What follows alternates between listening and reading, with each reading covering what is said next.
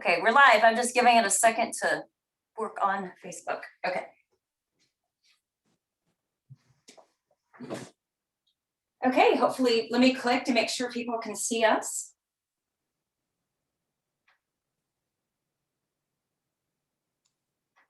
Is my volume okay? Last time I was my volume was a lot lower than yours when I played it back. Okay, we're live on Facebook, and it sounds fine to me. Okay, alrighty. All right, welcome to the Valentine's Day episode of Hollywood Kitchen.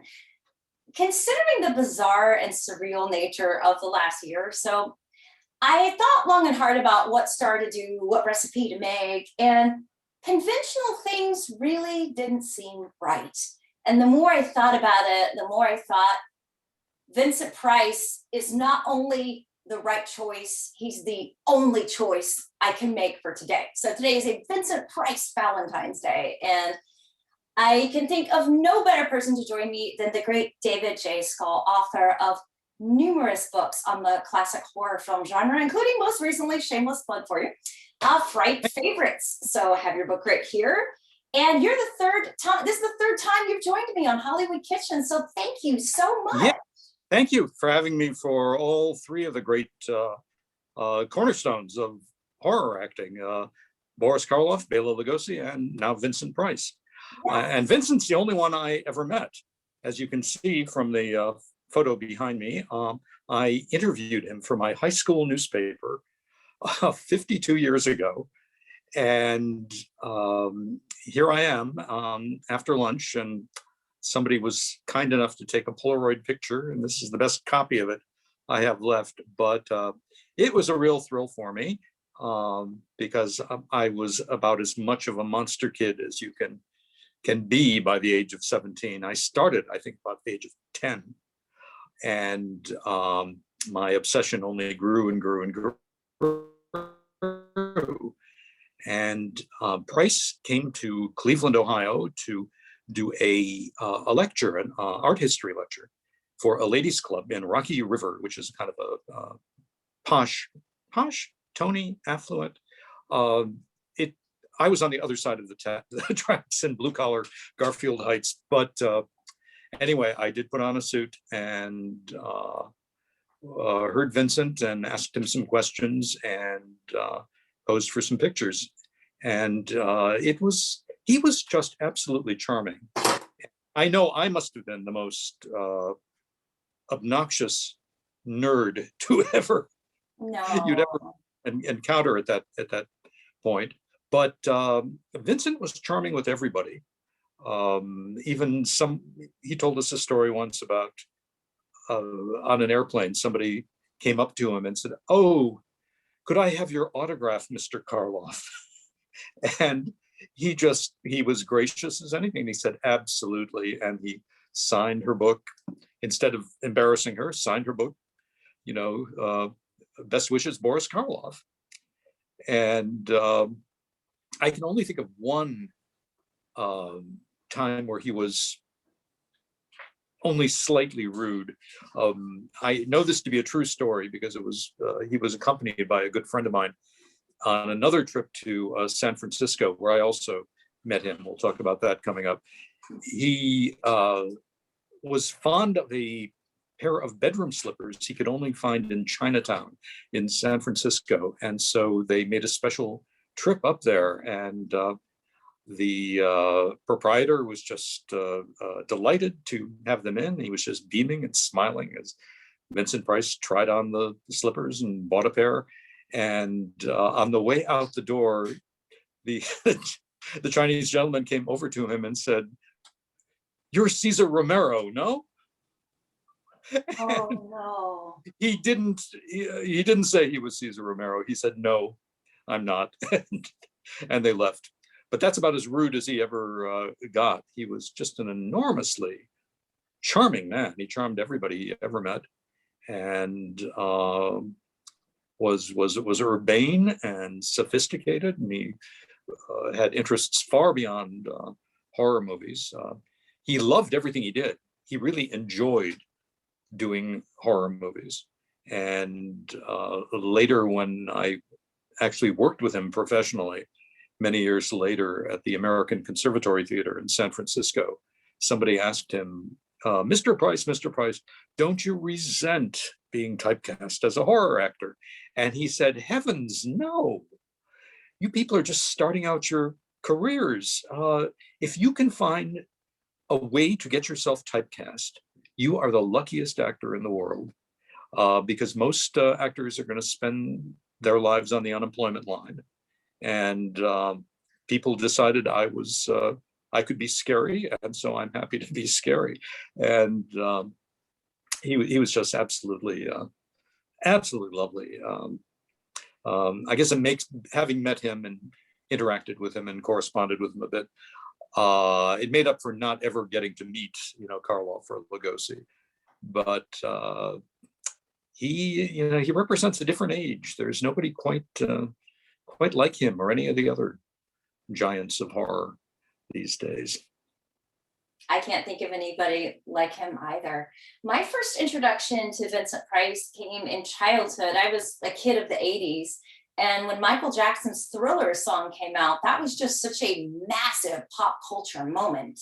And I remember hearing that song for the first time and thinking, who is the man behind that voice? It just was so hypnotic, and I would even try to get a record and just play that portion over and over because I was just he just made that. I mean, the song's great anyway, but he just made that song. Oh, he did, absolutely. And Michael Jackson never would acknowledge it. He did it for practically nothing, just as a small flat fee kind of thing. And later it became one of the biggest pop successes of all time. And he politely approached Jackson and asked if it would be, he wasn't doing terribly well financially toward the end. He wasn't impoverished, but he was very sick, and he could have used some money, and wondered if Michael would make some consideration based on, and Jackson just didn't respond. True story. That is really horrible. Wow. But we will. If he didn't, he didn't put up a GoFundMe page or anything, I think a lot of us would have sent all of our pennies and quarters. Oh yeah. To him in those days. He was really wonderful. I got to work with him again then, not work with him, but he helped me out with my book Hollywood Gothic, because I found out he was one of the few people who was still living, who had ever met Florence Stoker, Bram Stoker's widow, in London when he was an art student there, and in the 1930s. And he sent me back a lovely letter, and he told me about this afternoon he had spent at her house, and it was filled with, she knew of course all of the great the literati and the artists of London in the late 1890s. She was a link to this incredible romantic world, and she had been engaged to Oscar Wilde, who Vincent portrayed on stage. He did this wonderful one-man show that at the American Conservatory Theater, and I got to and enjoy that. It was a very American kind of Oscar Wilde, as I remember, kind of Oscar Wilde as he might have appeared on Hollywood squares. And of course, Oscar Wilde would have. It would have been exactly the venue for him had he lived in a different time. But it was a wonderful show. And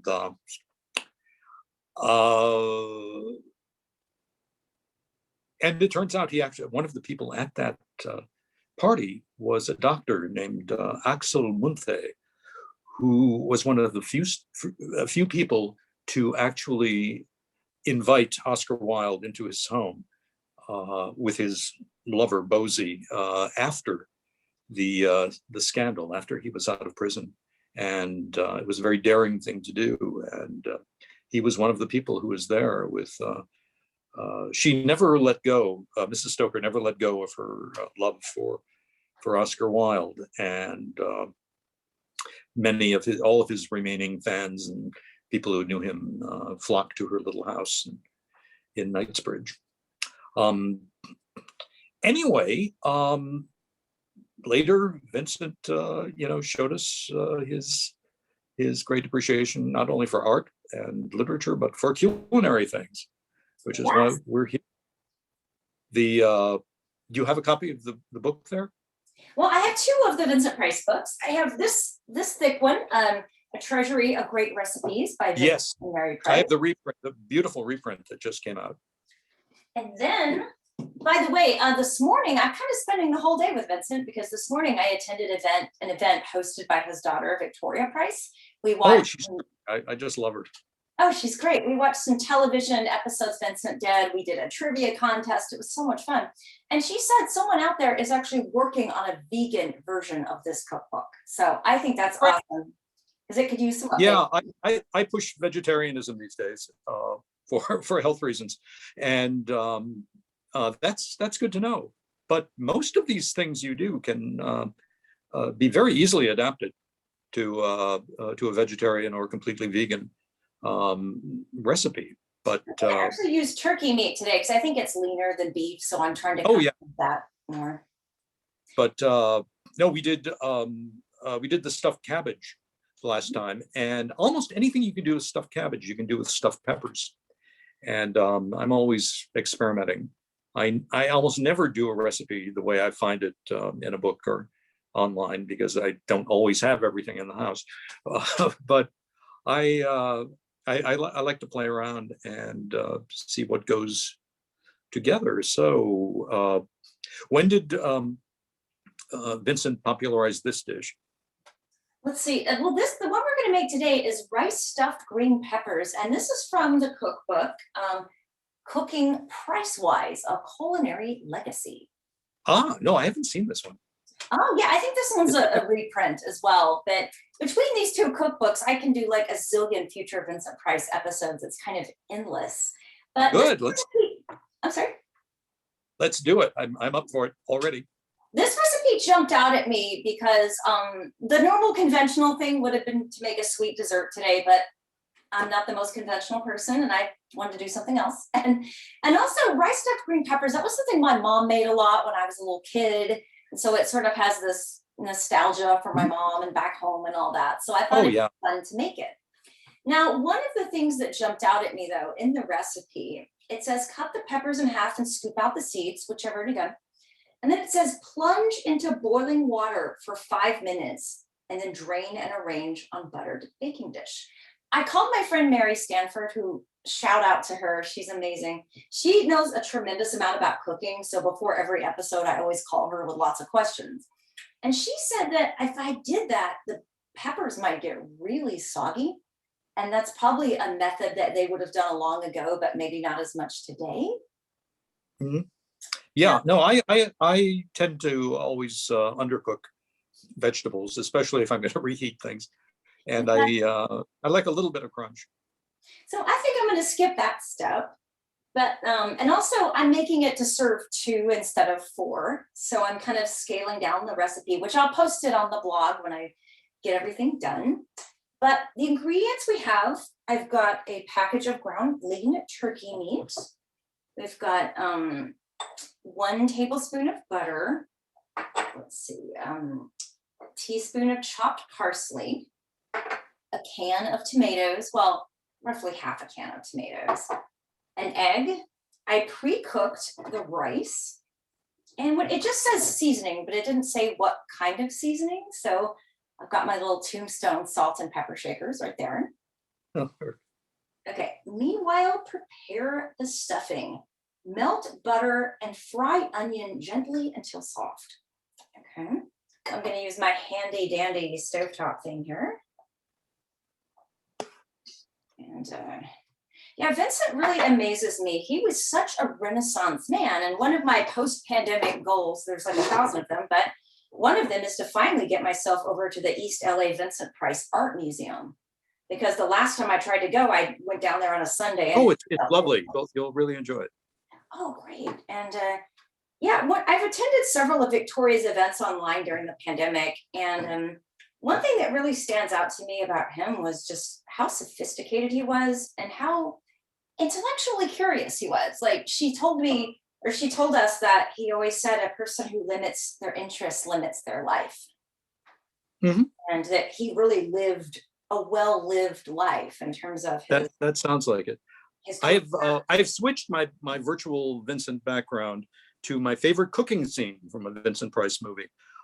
This is toward the end of Theater of Blood, where he's killing off theater critics with methods chosen from Shakespeare's plays.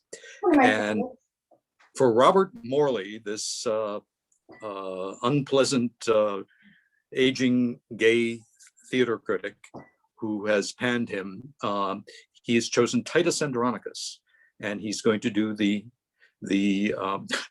in Titus Andronicus, an evil queen is fed her children. So Robert Morley, as the gay critic, gets fed his poodles. And here is Vincent Price with Diana Rigg, I'll get out of her way, as his daughter in disguise, serving up the pie with the poodles. And it's a singular scene in the annals of horror movies. That is really, that and The Abominable Dr. Phibes are like my two personal favorite Vincent movies, because oh yeah, they're so similar with the revenge plot line of creatively eliminating all these people. And I would say both those performances, I would describe them as go for broke, you know? they really are. They're both camp classics. And although they, for music licensing rights, they had to change the ending of Dr. Phibes, where he originally embalms himself to Over the Rainbow. Oh, And for some reason, it's not, I guess it's not on the current releases, but no, he had many camp followers among his fans. And yet you're right about revenge. I need to write more about this, but it's finally dawned on me that most horror movies can find their antecedents in those Jacobean revenge tragedies that were so popular. Titus Andronicus was on the cusp of it, but then after Elizabeth died and James came in, there was the plots, they could just be lifted and dropped into what Vincent did with much of his later career. Bela Lugosi did it before him. The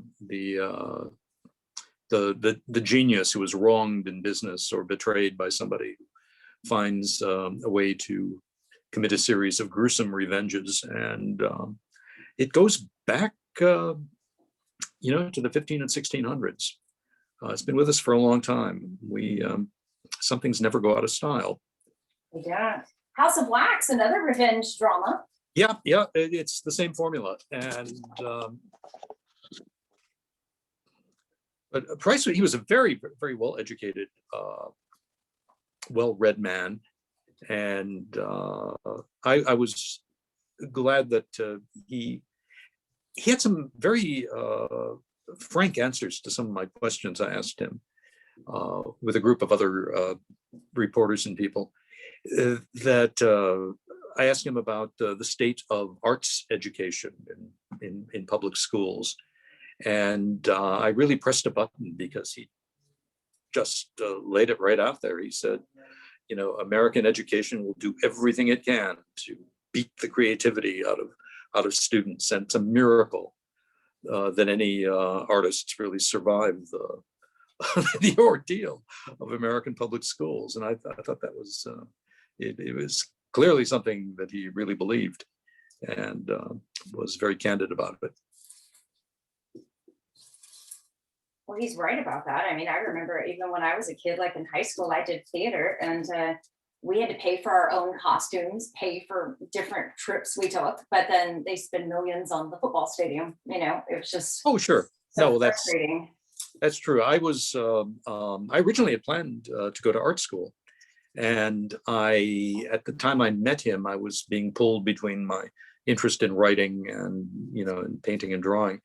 And I ultimately got a journalism scholarship, a full 4-year scholarship, which kind of set me in one direction. But I gradually drifted back toward graphic design and as part of my publishing interests. And I was a graphic designer for about 15 years in New York. And I remember, though, he did everything he could to popularize art in the 1960s. He was a consultant to Sears Roebuck.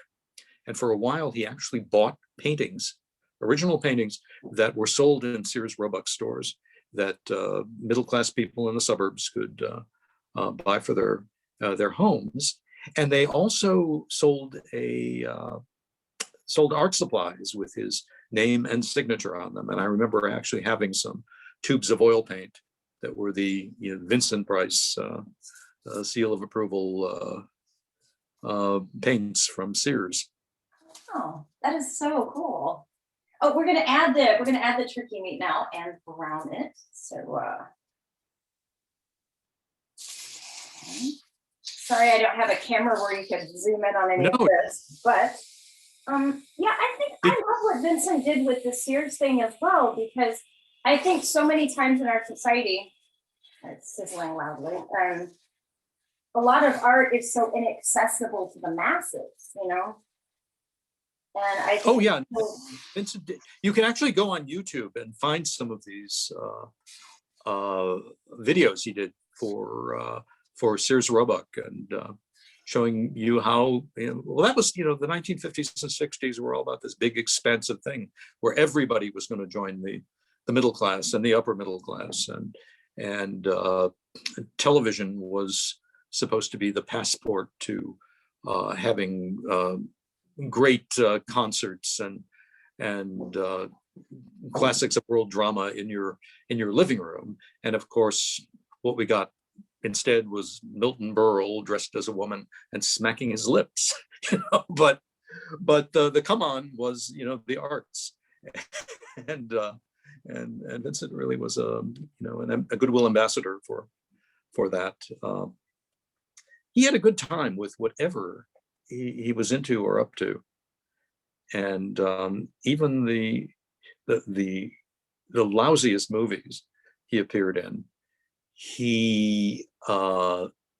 and you could tell he was just enjoying it to the hilt. He didn't look down. There was no sense of condescension.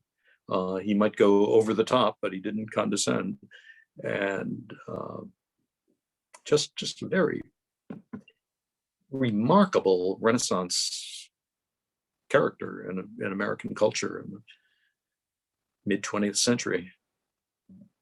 Oh, absolutely. And he didn't phone it in too. Like there's some stars, like maybe towards the very end of their career when they're basically picking up a paycheck, you can see that they're sort of just sleepwalking through the role. Vincent never ever did that. I mean, yeah, he really gave 100% regardless of what it was, Oh yeah, and even though we think of him as over the top, he was trained as a stage actor, and he said you always had to tone it down, for the camera. And he said the secret to successful movie acting was acting with your eyes, and not striking poses and postures, but and he was absolutely right. I think that's what makes a lot of the silent film actors so incredible, is they understood that so brilliantly too. Well, they didn't have language; they had to use what they had, but they also did the big Victorian postures and gestures and everything we associate with ham acting, even though it's not really done in the theater much anymore, except in comedies and parodies. Everybody knows what ham acting is. Oh, definitely. Okay, I wonder how thoroughly I need to. It says add minced beef or meat and brown. Does it need to be I wonder if it needs to be thoroughly brown or if there could still be pink in there. I think you thoroughly brown it. I gotta really. admit, when I started out doing these Hollywood Kitchen videos, I really knew nothing about cooking. I collected all this stuff and really never used it. So Mhm. I'm kind of admittedly learning. Every episode is a learning curve for me, you know. Did you use some kind of oil? What kind of oil did you use in the pan? I just used a little bit of butter. Mhm.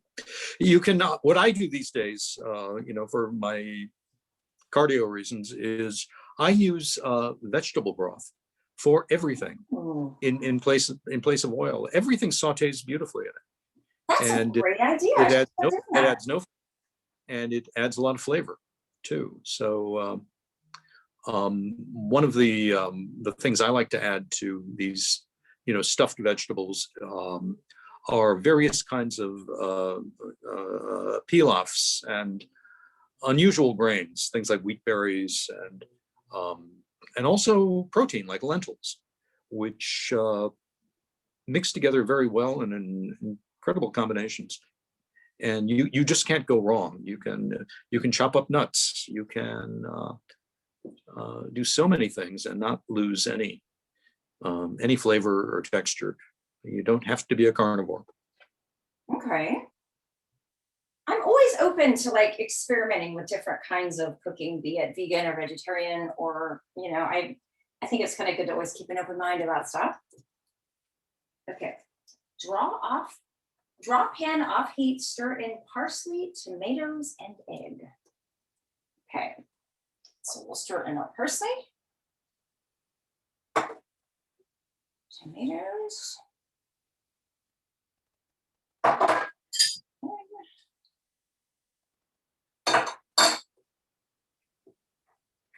Yeah, Vincent even did so many cooking TV demos too. Someone sent me a link, which I'd already seen, of a talk show where Vincent is cooking like fish in a dishwasher and using the steam from the dishwasher. Yes, I did see that one. Have you ever tried something like that? No, but that's famous. There are a lot of wonderful nostalgic cookbooks that are, they're half parody, but they use actual recipes and kitchen tricks and tips from the 1950s, and the things they did with Jello molds. I think one of the books I have somewhere is called I think it's called The Gallery of Unfortunate Food, or something very similar to that. And it's really hard to leaf through it without just totally breaking down into helpless tears of laughter at. But the Jello mold was central to a lot of these concoctions. One of the first episodes I did of Hollywood Kitchen, my friend Christina Rice is an author, and she wrote the book about Anne Dvorak. So we did an Anne Dvorak Jello mold recipe from the 30s. And I managed to mess it up completely, not once, but twice. And I didn't realize how tricky Jello molds can be. That was a huge learning experience. It is. I mean, it takes a certain amount of skill to create even the most awful. Oh yeah, and where I went wrong in that episode, and I admit it, is I guess I must have missed the paragraph in the cookbook about you can't add fresh fruit; it has to be the canned fruit. And when I was buying supplies for the episode, I was like, "Oh, fresh fruit's much healthier. I'll just do that." But then I was later told that if you put fresh fruit in a Jello mold, it just kind of adds all this extra water, and then your Jello will be Yeah. like full of water. And that happened to me twice. So I learned my lesson on that front. No, you've got to do the canned fruit cocktail for that. You cannot try to be healthy. Yeah, healthy must go out the window, actually, in this case. Okay. You just wash it with vitamins afterwards and compensate. But this picture of Vincent with the Chef Boyardee hat behind me, it follows what Shakespeare said when Titus enters with the Queen's kids baked in the pie. It's enter Titus dressed as a chef. And so he intended for just this flourish that Vincent is doing here. That's what I love about the revenge movies too is that not only does he kill people, but he does it in the most creative way imaginable. Like he puts a lot of detail and thought into it, and I gotta give him credit for that. You know? Yeah, I mean, it's got to. They're highly photogenic, highly dramatic um, ends. You know, you don't just go up to somebody with a silencer. I mean, it doesn't quite do it. Not You at know, all. especially if you've been seething along with the lead character, the anti-hero who wants revenge. You've got to make it pay off. Yeah, So he's the epitome to me of go big or go home. yeah, like he actually killed his then to be wife, Coral Brown, the actress, the English Australian actress, who he married late in life, his final wife, and he chose the method. She was a theater critic, and he chose to kill her the way Shakespeare had Joan of Arc killed, and the way she was killed. She was burned at the stake. But instead of that, he posed as a hairdresser and puts her into a hairdryer and fries her to death. And there's a final image of her with her charred face and smoke coming up out of the hairdryer. And so I don't know if he asked her to marry him right after that, but it was almost the same time that dispatching her with electricity led to their nuptials. So I finished stirring this, and now I'm going to add the rice, stir that, and then I'll put it into the shells.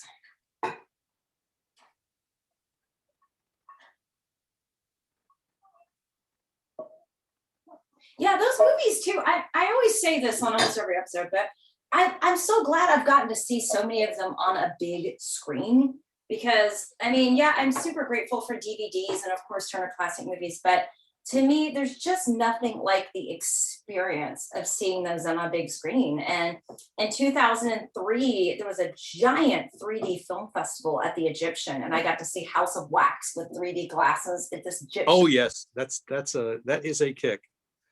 Oh yeah, and seeing like The Tingler with a full audience of people, and I've got to see a lot of his movies with a big audience on a big screen, and I feel so incredibly grateful for that. Yeah, you know? I saw them too as a kid. All the Edgar Allan Poe films, you know, I saw them in their first release, and American International was trying to really enhance the quality of their output, and these were some of their most elaborately art-directed films. They were done in widescreen and in color, and they were really eye-popping to watch. Pit and the Pendulum.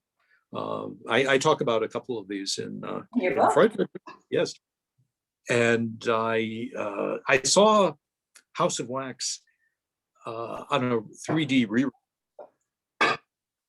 after I was in college, and it was a lot of fun. I went back to see it a few times because I watched it on television, you know, flat when I was a kid, and it was a lot of fun. Except this particular print, they reversed the polarization for the second to last reel.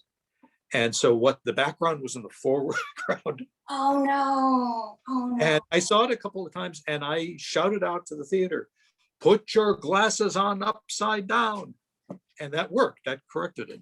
Oh wow. I'm gonna pop this in the oven. House of Wax was a terrific film. Oh, definitely. Those are just made for like an audience, you know, to cheer and make noise and participate. And to me, that's part of the fun of those movies. Oh yes, absolutely. And nothing was as participatory as the things he did for William Castle, with all of the gimmicks like the Tingler. There was the studios wanted to do things to compete with television. And so you had CinemaScope and 3D and stereophonic sound. And on a lower budget, scale, you had William Castle and his gimmicks like Percepto, which is what he called the vibrators put into some of the theater seats to let you feel the experience of a tingler being released into the audience. And in House on Haunted Hill, he had something called Emergo.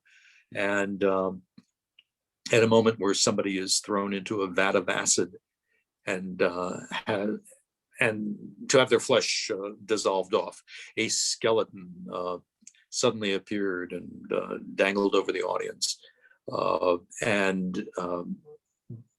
These were not the most elaborate things, but the audiences got into them. I mean, I remember going to these things, as a kid, to the Saturday matinees, and they put 2 or 3 of these together, and you just watch, some combination of the Hammer films and the American International Edgar Allan Poe films, and kids went to scream. At least the girls knew they were supposed to scream for their lives, even if Vincent Price wasn't asking you to do it, as he did in The Tingler. The Tingler apparently really would relent and fall off your spinal column if you screamed, and it was this centipede-like thing that grew inside you in your nervous system, and it's ridiculous to look at, but I did see a revival where they put the buzzers in the seats, and they also had people running up and down the aisles holding actual rubber tinglers, just so you would get the full effect and understand what was after you. That seems to kind of harken back to, I think we discussed about how they park ambulances in front of the theater for Frankenstein or something too. Yeah, that started with the Grand Guignol Theater when they first did their gruesome French plays in English in London for the first time. They would have a nurse, in an ambulance outdoors, and then the original stage productions of Dracula started doing the same thing. And William Castle saw Dracula on Broadway, and that's exactly where the Tingler came from, and the skeletons, and the ghost filters, and 13 Ghosts, and all that stuff came from. And it hasn't been done that much since. I think the last time it was really Frankenstein with Karloff. They did have ambulances and smelling salts and things like that available. In England, where there wasn't prohibition, they would offer brandy, and so people had an additional incentive to faint or be on the verge of fainting, and they would go out and say no to the smelling salts but take the brandy. And during Prohibition, you couldn't do that, but William Castle was inspired nonetheless. I can't think of another horror film like in our modern age that has employed the gimmick. I'm really hard pressed to kind of even come up with one. I'm sure there have been some attempts, not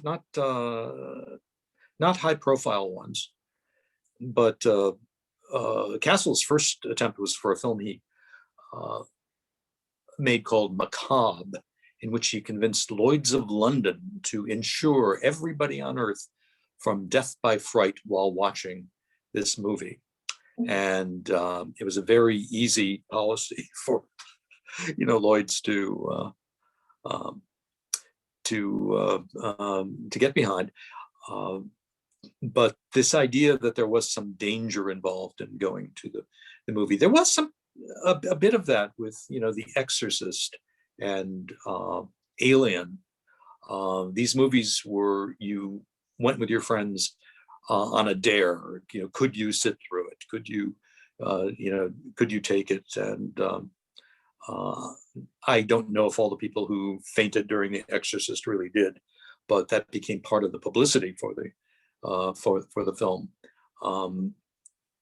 But nothing has come down the pike. I hope something will someday, Yeah, or it at would be least that all these will be revived and we can go see them again. well, when we can go back to theaters after this pandemic, it'd be kind of fun to have a gimmick that kind of makes everybody kind of unite in terms of laughing or screaming or, something kind of participatory in some way. Oh, absolutely. And so how long do the peppers stay in the oven? Well, it says 350 for 45 minutes. So That's about right. Yeah, that's most of the stuffed things and loaf. Sometimes 375. I think they've been in only about 5 minutes, so I'll set my timer for about 40 minutes. And yeah, I just like we talked about, I just don't think there's anyone that can compare to Vincent today. He's just such a wholly original talent. And No, he really he cornered the market on a certain kind of one eyebrow raised villainy, and he did have that one eyebrow. Kind of like I have the same thing. He can raise all by itself, and his movies are just a joy. They're just a pleasure to watch. Every once in a while, something will just turn up on late night TV, and I'll turn it on, or I've got DVDs, in the garage or somewhere for everything, and I do get them out and like to watch them every once in a while. But he was a class act, and he brought this. Even William Castle knew that he couldn't afford Price's usual salaries for his films, so he offered him a cut of the profits, which turned out very, very well because his movies did very well over. They didn't have much way of a budget initially, but the cost to profit ratio of horror movies has always been quite large. And Price once showed somebody how profitable acting in a low budget horror movie could be by pointing to, one of his impressionist paintings adorning his walls and saying, that's House on Haunted Hill, or that's the Tingler over here. And he was very shrewd. He epitomized so many different qualities.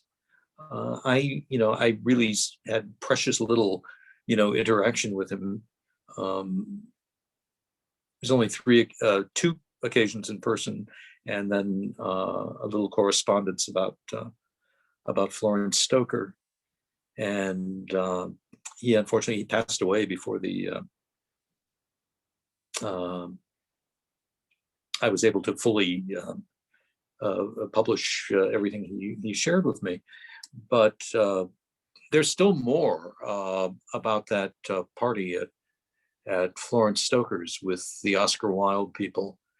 His letters are all at the Library of Congress, and I am going to go there someday and read for myself. I asked Victoria if she had saved copies, and she had not. So she couldn't give me any more information than what she had quoted, but it's all there. All kinds of things are there if you only. People ask me, why do you write the kind of books you write? And I say, well, I write the kind of books I write because I couldn't find them anywhere to read. And then when I get the contract and start working, I realize why they don't exist, because they're so damn expensive and time consuming to track all this stuff down. But everything is out there. And if you have enough money or can get a big enough advance from your publisher, you've got to plow it all back in. And then you can come up with these little nuggets of information that really make the book. You have to stop thinking about, okay, there's this one little detail I want, and it's going to require airfare and hotel, and it's going to require this and that. Do I want it or not? And too often I decided yes. but in retrospect, I don't regret it. These films, unfortunately, too many of these people just didn't give career retrospective interviews. Price gave a lot of them, but not a really comprehensive, film by film kind of thing. But at least these movies in by the 70s and 80s, film studies became a respectable part of academia, and but so much was lost because so many people never were caught on audio tape, even just talking about the things they witnessed and the things they did. And it's like film itself. Half the movies that ever existed are gone because they weren't preserved. But I'm glad today that they're modern genre films because of all of the the journalistic outlets and all of the online coverage they get, and even the studios. They put all the outtakes and the behind the scenes stuff right onto the home video releases. And if they only had done that back in the golden age of horror movies, how much richer it would be. Yeah, I think, as we know from the beginning, Hollywood's always had a very bad sense of its own history or its own significance. I mean, it's so sad. They were just junking silent films in some cases, or destroying them, or there's so many reasons a lot of these are lost, and it's just so frustrating sometimes when you're trying to piece together a career or an artistic trajectory, and so many of the films you need are just not at all available. Some of them just don't exist at all. Yeah, I mean, when I wrote my first books, you couldn't, in most standard film history books, and they were out there, but you wouldn't find titles like Dracula or Frankenstein in the index, or actors like Boris Karloff or Bela Lugosi or Vincent Price. And that was part of my impetus. I wanted to find out what the stories were. And I think these films, imaginative cinema, gets to the dreamlike basis of what movies actually are and why we respond to them. And in Europe, the fantastic was part and parcel of the cinematic experience from the very beginning. It took a while for America to get beyond simply, reproducing life or reproducing stage plays, and it was in fact those horror movies, the early talking era, where the fantastic was fully embraced as a part of American cinema, and it just set in motion, the most some of the most profitable and influential movies ever made. There's hardly a blockbuster film these days that doesn't have some element of the fantastic, or monsters, or incredible special effects, or something that is not quite real. And if people had only picked up on that earlier. Well, and I love what you talked. Glad they didn't, because I would have missed out on a lot of my career. Well, I like what you talk about in the Monster Show book, is about how these films kind of reflect what was going on in society, kind of behind the scenes, and in people's day-to-day lives, be it World War I, World War II, just all these different things. The original, the German expressionist horror classics, they weren't escapist entertainment. They were self-consciously art films. They were message films. They included all kinds of metaphors about the First World War, the same way art movements like surrealism and expressionism, did in painting and in the theater. And but America was very practical and found ways to immediately recycle it into popular entertainment. And but I hope I've brought people back to an appreciation that there is more to movie monsters than meets the eye. And the movies that Vincent Price and Karloff and Lugosi and everybody else did can tell us other things about the world we lived in and the world we live in now. Absolutely. And, you know, I through my cemetery tour, I meet a lot of young people who take it. And I always tell them, like, today there is so much more content, you know, like in terms of when I was a kid, when you were a kid, and you just had to hope something came on television or maybe VHS. Yeah. It kind of amazes me with DVD, Blu-ray, streaming service. Like, there really is a tremendous wealth of information, probably more than has ever been before. Oh, absolutely. And although I do like the communal experience, of the movies and theater, especially, which I really, really miss, and which was such an important part of my life before the pandemic. And I have yet to accompany you on your tour because I only met you after the pandemic and only met you virtually. So that's something I'm going to have to catch up on as well. Although I've been to Hollywood Forever on many occasions and discovered all kinds of people who I didn't know were there just by accident. By walking through a mausoleum, I came across Michael Visseroff's niche in one of the mausoleums, and he was the innkeeper in Dracula, uh, at the very beginning of the film. And this weekend is the 90th anniversary of Dracula, Oh, that's and neat. I will use this occasion to debunk the idea that the release had anything to do with Valentine's Day. It was not a Valentine's Day tie-in. It was actually released on Thursday, February 12th, 1931, because Friday was usually the day all across the country that first run movies were released. But because it was Friday the 13th, Universal saw the possibility of getting some publicity and capitalizing it. So they phonied up these telegrams from the director, Todd Browning, say, please don't release my movie on Friday the 13th. Why do you want to jinx me? And they did an ad in the New York Times with these telegrams and blew them up for lobby displays.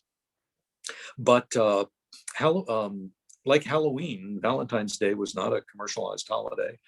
And it was, I think, Forrest Ackerman who once, speculated that the proximity, the next door proximity of Valentine's Day had something to do with this romantic figure from beyond the grave. And the studios weren't that smart. They didn't do seasonal tie-ins yet. It took until the 1960s before horror movies were even tied in with Halloween. So let's put that one to bed again, because it's a factoid that needs to have a stake driven through its heart every February 14th when people say this is the anniversary of Dracula's premiere. It wasn't.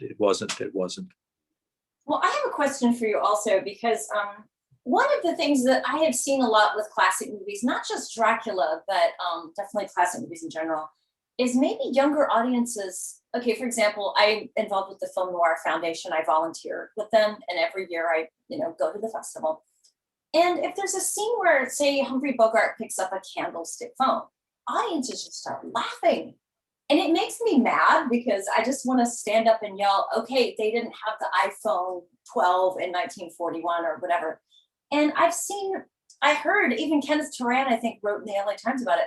A few years ago, they screened Dracula at the Ace Hotel in downtown Los Angeles, and people just laughed the whole time. And there are some campy, funny moments, but they just thought it was just like a comedy. And it kind of upsets me when that happens, because it feels like people are making fun of something that's very special to me and it wasn't meant to be necessarily funny. It is. I mean, it is. Some of these films, I mean, they're actually told in a different kind of, visual language, and completely different acting styles, and the movies are creaky, and they're not explicit in showing you terrifying things or gruesome sights. And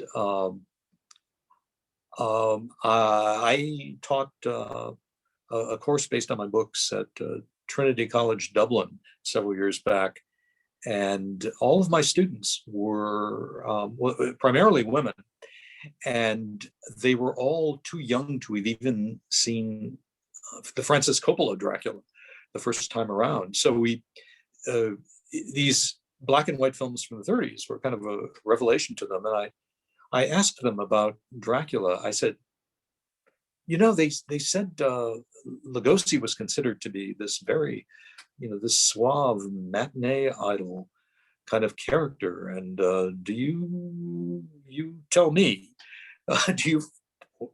was Dracula as portrayed by Lugosi a sexy character, a romantic character? And to a woman, they all screwed up their faces and said, no, ooh, yuck. But to some audiences in the 1930s, he was this odd, attractive, menacing, arrival from Europe, speaking in a lot of American audiences had never heard European accents before, and you can actually you can mix them all up. I mean, Greta Garbo was Bela Lugosi, was whoever else, and once I started doing a imitation of Garbo, and I said, it's a work as Lugosi, and it's her first lines. Garbo speaks, "Give me a whiskey, ginger ale on the side, and don't be stingy, babe." It works as Lugosi, just perfectly. That is true. That is true. Yeah, I just always hope that these movies continue to live on, because again, I think they're such artistic and cultural treasures, and I just don't want people to laugh at stuff that's not, but I don't know, I just want it to live on and continue to be appreciated in the future. I guess that's what I kind of worry about sometimes. But well, I think there are a lot of young people who, in the way that there are a lot of 20 and 30 somethings who are, who become jazz aficionados, all the wonderful jazz recordings from the mid 20th century, and are really quite the connoisseurs.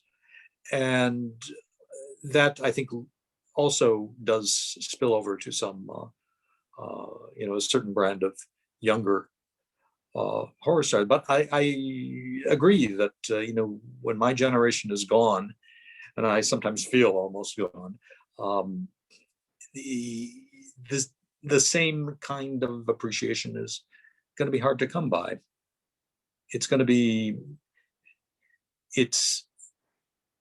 I discovered them in the 1960s when they were being released to television for the first time. And it really was, they did feel like something that was completely new discoveries. And even though they were part of my parents' childhoods, but I really did feel like I discovered them as a kid and grew up with them. And that's kind of difficult now for anybody to have that same experience. yeah, the world is very different now, and I think people too, they have so many choices that, I don't know, when you were younger, especially, like there just were so few TV channels, so few options, that it just made discovering things kind of a whole different process, I guess, than it would be today.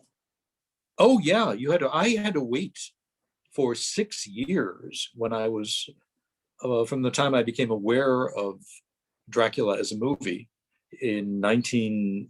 it was early 1963, and they had stopped showing the Universal films on Cleveland television and did not show them again until like 1968 or 69. And all I had were the magazines and the pictures and the descriptions, and I collected photos, from the film, and I was convinced that it must be the greatest movie ever made, because I built it up in my mind so much. And when I finally saw it in a movie theater, when I was in high school, it was a disappointment. It was like, that's it? There isn't more? Well, it turned out there was more, and that probably my initial disappointment was probably why I spent so much time tracking down the Spanish version of Dracula, which finally was revived on home video by by Universal in the early 90s. Indeed, there were things that were done better, in that film, and it was like discovering new rooms in a familiar old house, and that was fun. I was glad I was a part of being able to put these films back together again, or get censored dialogue from, Frankenstein put back into the first DVD release, and that sort of thing. I guess not major achievements, but important achievements. Things I'm proud of. Do you think Vincent Price had a sense of his own legacy in terms of his films? Like, I know some stars, they know their films are going to live on forever, and others, I don't know that they have that realization. Did Vincent?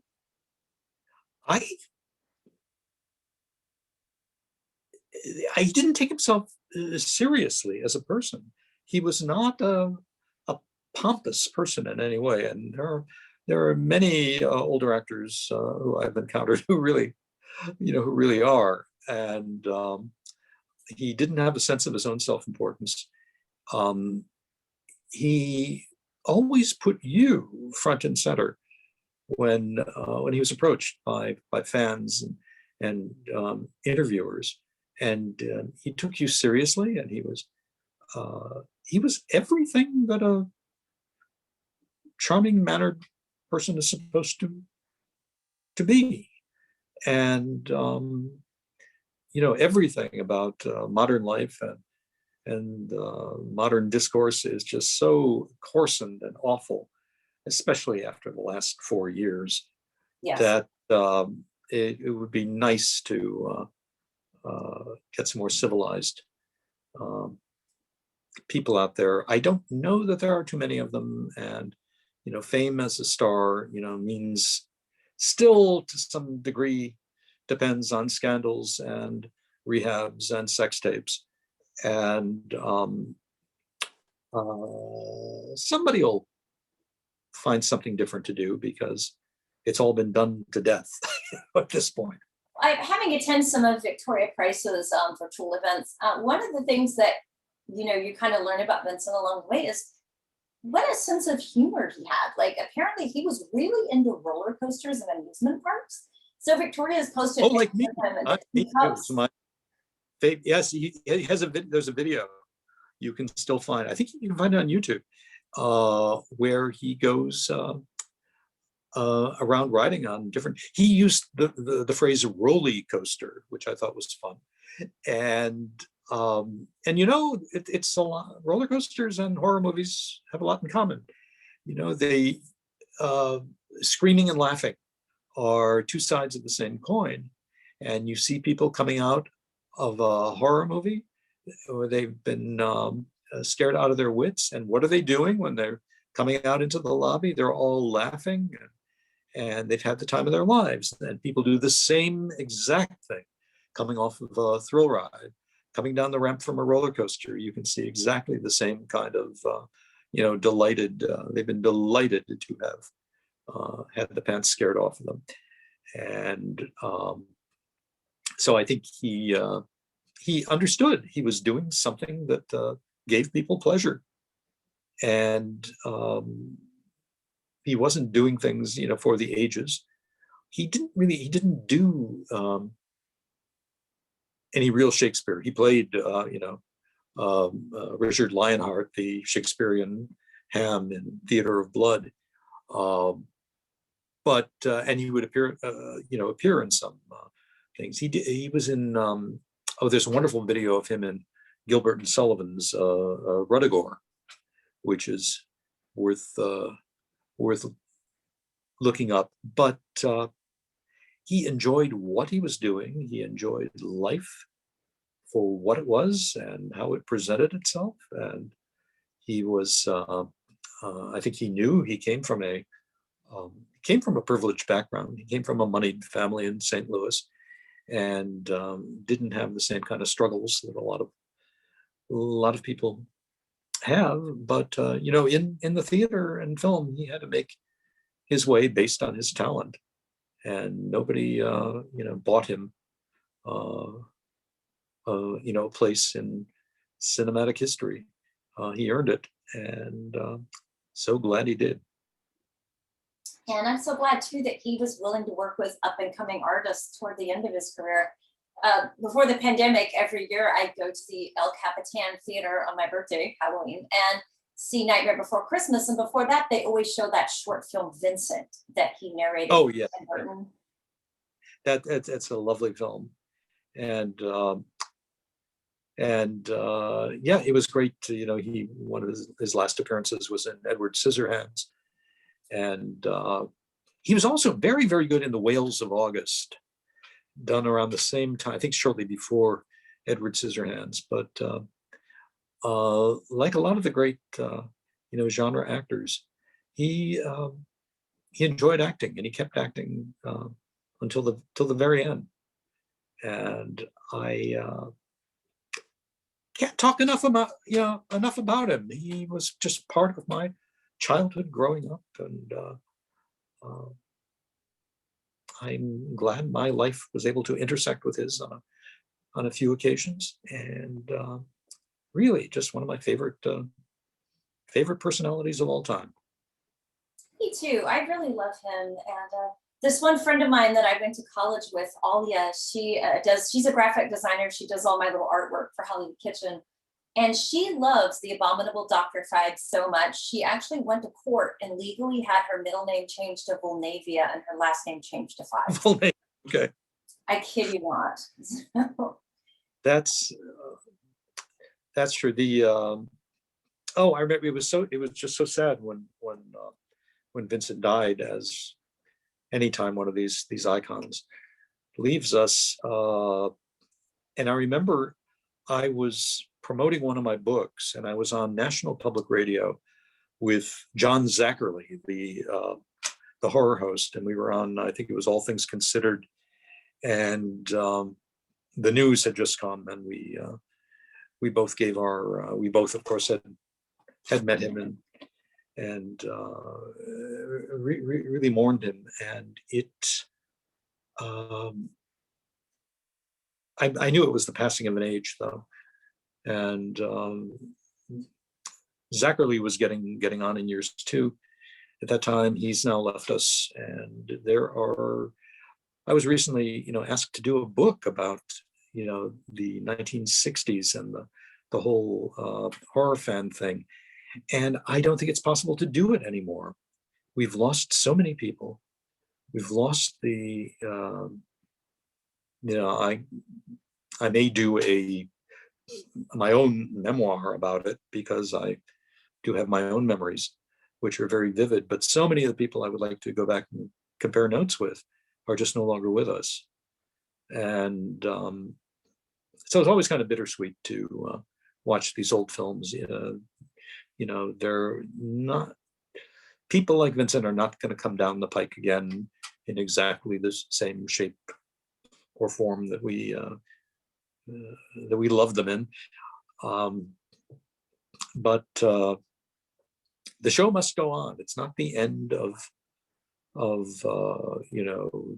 narrative dramatic form, and God knows what shape we'll probably be watching plays and movies through virtual reality goggles. It's probably inevitable, and it'll be different. But people will always tell stories, and people will always have to interpret stories, and wonderful talents like I think people like Price and Karloff and Lugosi, they were world-class talents. They were extraordinarily well-trained, actors. They weren't taken seriously because of the kinds of things they tended to appear in, but the nuts and bolts and crafts of acting were all there in these men, and there's a lot of talent in the world. I don't know what shape it's going to take in the future, but it'll all be reassembled, and we'll have new horror icons, and or the next generation will. I doubt that it's going to happen during the rest of my lifetime. But here we are. You can, but I look forward to coming to Hollywood Forever, and you can take me around to some of the graves. Is Peter Lorre at Hollywood Forever? He is. Yeah. Okay. Peter Lorre, Francis. I've not been to his grave, and I'm sure there are others who have appeared in many of my favorite films. And you're the person to do it. I didn't realize Judy Garland was there until my last trip, and my God, what a monument to That her. was a real recent thing, actually, because I had heard for over a decade we were going to get her, and then I would hear these rumblings that we're going to get her, and then that we weren't, and then we were, then we weren't, and I just kind of thought, okay, it's just rumor at this point, and I just really didn't, take it for. I took it for a grain of salt, but then all of a sudden it happened and we got her. But I was on gag order for 6 months. I couldn't post or talk about it or anything because I think the family wanted some privacy, and that was really hard to have someone that beloved and not be able to just shout it from the mountaintops. But now that we have her and I can put her on the tour, it's just amazing to kind of see people's reaction when they see it. I've had people walk in there and just tears start pouring out of their face and they just break down crying. It's an extraordinary thing, and I had no idea I was going to walk into this. And my other amazing experience at Hollywood Forever was the very first time I went. I was walking near the near the pond where there are so many of the famous stars grouped, and the earth under my foot suddenly sank because I'd stepped on a fresh grave. Oh. And I looked down and it was Fay Ray, who I didn't know. I had didn't know she ended up here. She lived in New York in Trump Tower, believe it or not. And I had seen her not in person, had met her and shook hands with her not too long ago, but that was just such a weird thing. The ground gives way and I look down and it's somebody who had some personal significance to me. And but it's what a cool place. Well, I wanted to tell you also, I know Vincent was cremated and scattered in the Pacific Ocean, and I've heard that's like what he wanted to have happen. Mm-hmm. But as someone who loves cemeteries, it sort of makes me sad because I like Bela Lugosi's at Holy Cross in Culver City, but sometimes I go over there and I leave him flowers, or I'll just kind of sit with him. And there's something really kind of special about being able to kind of visit your favorite star, so to speak, And sometimes I feel like it's sad that I can't visit Vincent, so, as it were. But then I think, well, I've got the movies and that will be enough. And of course the cookbooks. So. Yeah, there should be a plaque somewhere, some kind of memorial thing. People often think Boris Karloff is buried or his ashes are interred at the Actors Church in Covent Garden. And it's not, it's only a plaque. But it does feel like you were actually going to to visit somebody in a crypt, and what a wonderful place in the center of the West End theater world. And visiting Boris's grave in London is definitely one of my bucket lists because I hear the cemeteries there are really amazing. They are. I mean, cemetery. Have you been to Highgate Cemetery? I haven't. My last trip to London, I did not have time, and it didn't work out, and I really need to go there. It's extraordinary because it's like this tangled Victorian wilderness. It used to be a very manicured thing in its time, but they've let it grow into this managed woodland. And it is just one of the most romantic, amazing places. A couple of the Dracula films, Stoker, of course, had it in mind for the location of Lucy Westenra's mausoleum in Dracula, and at least one of the Hammer Dracula films shot some scenes there, and you can see why when you get there. It's there's nothing like it, I think, anywhere in the world. The cemeteries in Paris, Montmartre and Père Lachaise I've are been to also. those. Oh, Père Lachaise, you can find a lot of celebrities there too. I spent a whole day there. I've been to Père Lachaise, Montmartre, and Montparnasse in Paris. I haven't been to Montparnasse, but many times I've been several times to Père Lachaise. It's where Oscar Wilde's tomb is, of course, and many of the great literati of French literature, entertainers like Edith Piaf and Jim Morrison, of course, who's great. Is he still there, or did they move him? He's still there. The day my friend and I were there, it's so huge. I mean, we were there a whole day, and we saw this guy walking with great purpose. My friend turned to me and he said, that guy knows what he's doing. Let's kind of follow him. So we kind of would slowly like trail that guy, and he led us right to Jim Morrison. It was so funny. But I mean, it became, people were, defacing the thing. Like Wilde too. It was really, they finally put up kind of a glass partition because I heard it was like a box. People, it was graffiti that were real tributes.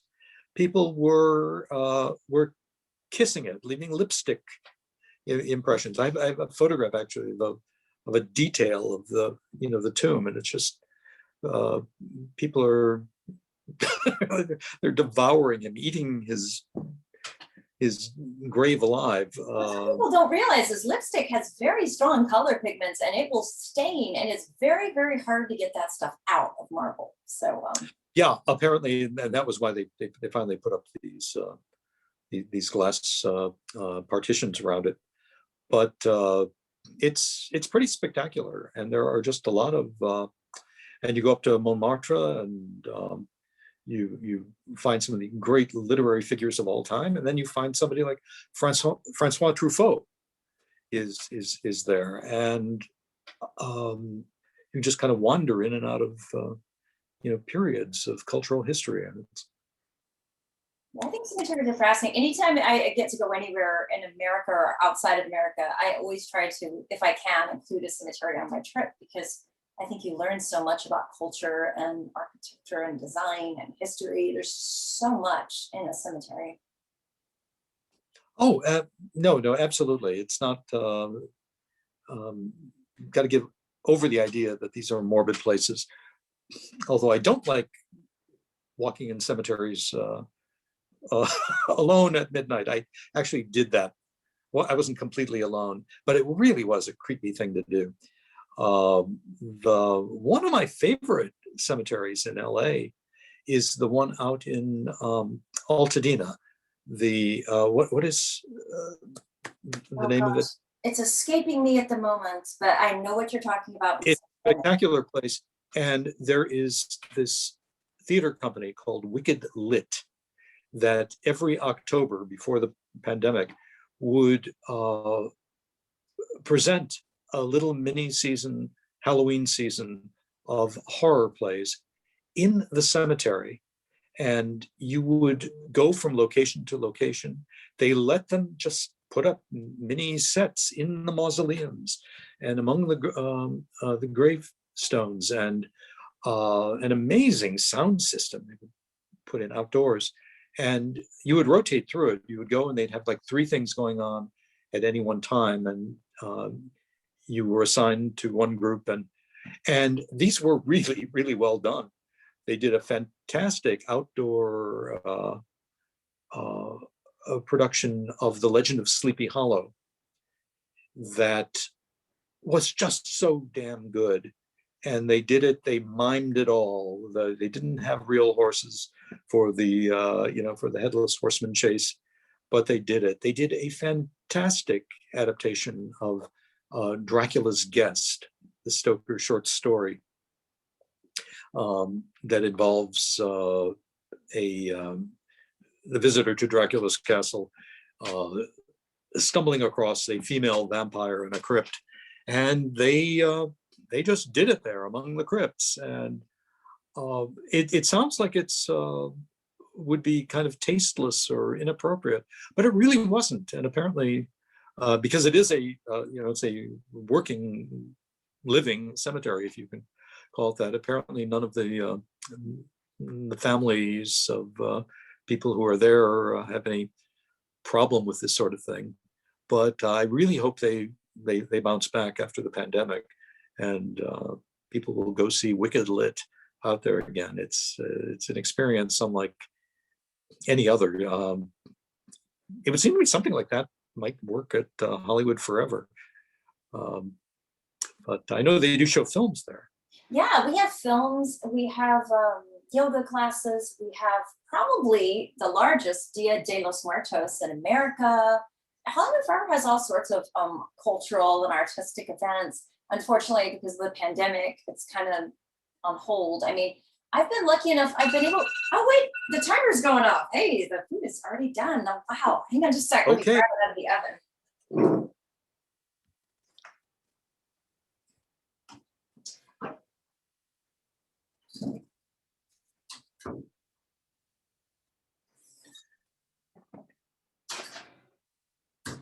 Okay, and here is what the finished product looks like. Hey, well, you're going to get to taste it. It looks very good.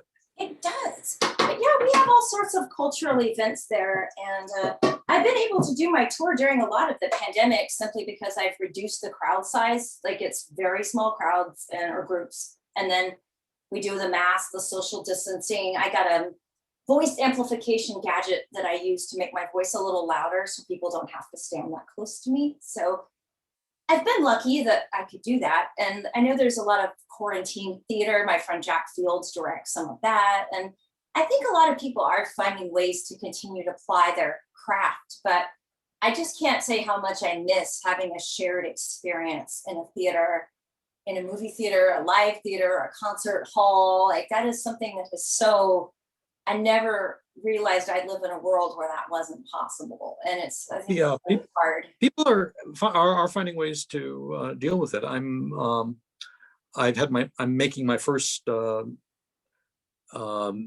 television appearance, not this coming week, but the week after, for the new season of Eli Roth's History of Horror on AMC. And they're doing it not via Zoom, they're doing it in a studio, but the precautions they're having to take. And I didn't realize I was going to have to self-quarantine for a total of 6 days before this. But I'm happy to do it because the show must go on, and so I have to quarantine for a few days before taking the test, and then that gets sent out, and I have to quarantine until the day of the shoot, and they are doing this all with the cameras are not right in your face the way they used to be, but damn it, we're going to do it.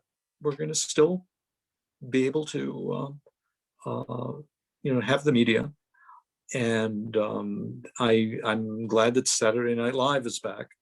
And I guess they really do. They're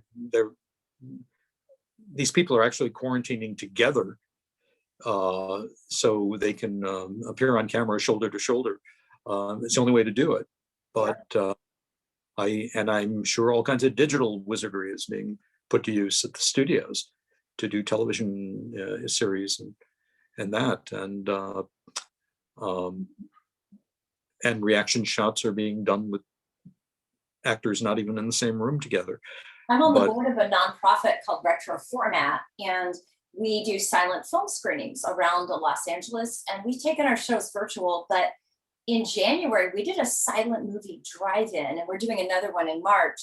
And we actually put our piano player on the back of a truck in the parking lot at night in LA when it's really cold, and he's all bundled up in his scarf and his hoodie and everything, and he's sitting there playing the piano on the truck. And it was kind of like that very silent film spirit of just put on a show regardless of the elements and the conditions, and so it was kind of I just read that one of my favorite places to go in the summers, and I've done it several years in a row, is the Stratford Festival up in Ontario, which is just the most amazing, if you love theater, if you love good acting, I mean, everybody has to make a pilgrimage there at least once, and then you'll go back again.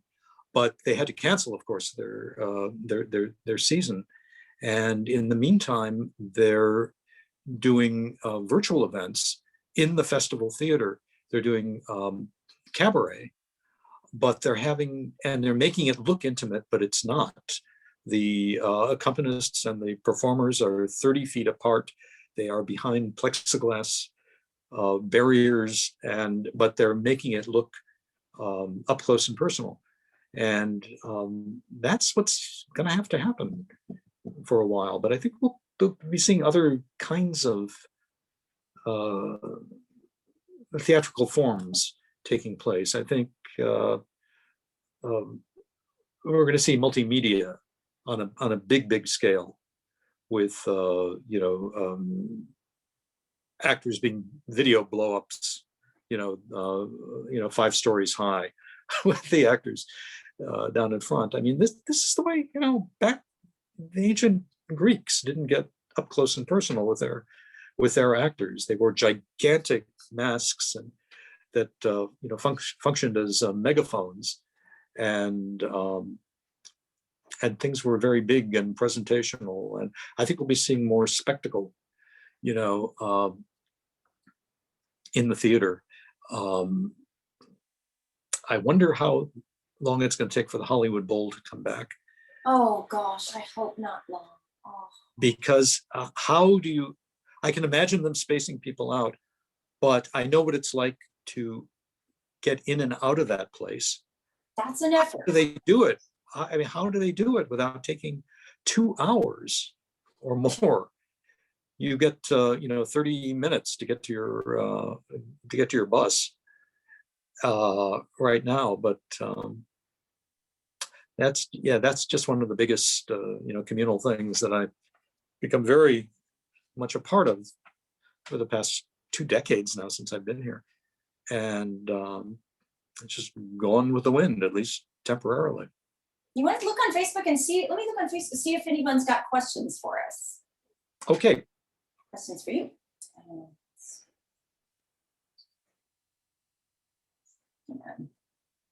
Carrie, do you archive these? Yes, I'm archiving them. Let's see.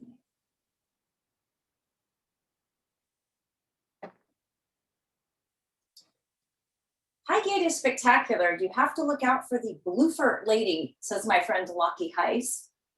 Oh, Lockie, hello, old friend. Lockie's the best.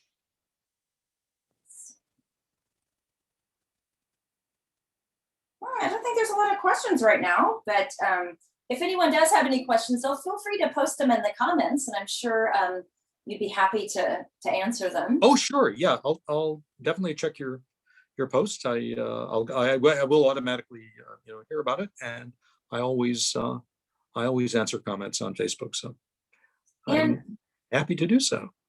And honestly, I can't think of a better way to spend Valentine's Day with you and Vincent. So thank you so much for doing this today. I enjoy the hell out of this, and I will happily do it again, and hope we'll contrive some excuse. Yeah, or revisit it. I mean, Vincent's a good idea because he has so many recipes to choose from. Between these 2 cookbooks, there is no shortage of content. We could keep doing these every few months for like years at this point. Well, let's do it. Our show must go on. Yes. And thank you everybody out there for doing this, and thank everybody for. Fright Favorites has done extremely well. There's been so much. It's gotten so much good coverage and press, and I've gotten a lot of fan mail about it. And I do not know yet if there's going to be a Fright Favorites 2. I hope there is going to be, and I'll do everything I can to make that happen. But it's really a nice format. It doesn't have to be comprehensive. I only have to pick 31, key films for the month of October, and I could keep this going for quite a while. But thank you for all the feedback you people have given me, and there will be more. Well, thank you again so much. I hope everybody has a happy Valentine's Day. And thank you so much. Okay, and this will be, the whole thing will be available on Facebook? Yeah, it's on my Facebook page. I'm also going to put it up on my Hollywood Kitchen YouTube page and my Hollywood Kitchen blog, and I'll send you the links to all of those. Send me the links and I'll put those on Facebook, and you will get a lot of followers for it. Well, thank you so much. Thank you. All right, until next time. Take care.